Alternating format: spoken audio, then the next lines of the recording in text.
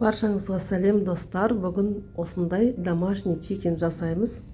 Ол үшін бізге тауық қанаттары қажет. Менде осында где-то бір 800 граммдай болады, 1 килограммға жақын.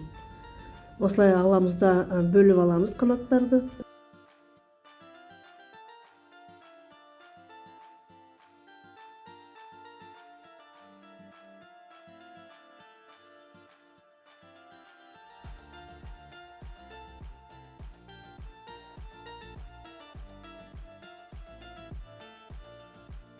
Сосын осылай үстіне тұзымызды саламыз, қара бұрыш саламыз, қызыл бұрыш саламыз. Содан кейін паприка қосамыз, және сарымсақ қосамыз. Можно сушеный құрғақ сарымсақ қосуға.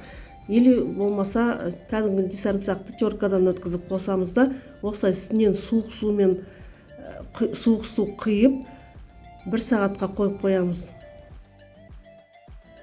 Осылай алдын ала дайындап қойған ұнға паприка қосамыз. Паприканы мен 1 ас қасық қосқам, бірақ аздау болып шықты. 2 ас қасық қоссаңыз да жарайды. Сосын осылай тауықтарымызды салып, жақсылап тұрып араластырамыз. Содан кейін суық суға батырып аламыз да, қайтадан ұнға аунатамыз жақсылап.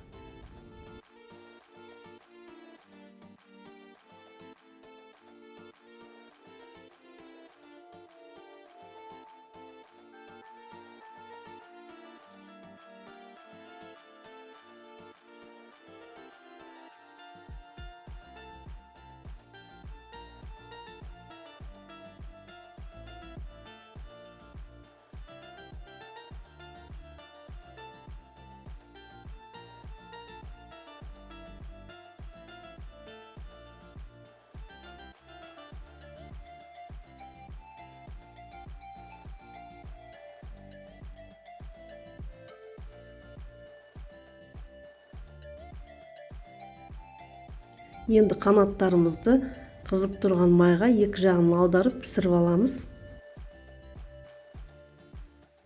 Міне біздің қанаттарымыз дайын, өте дәмді, сондай жақсы болып шықты.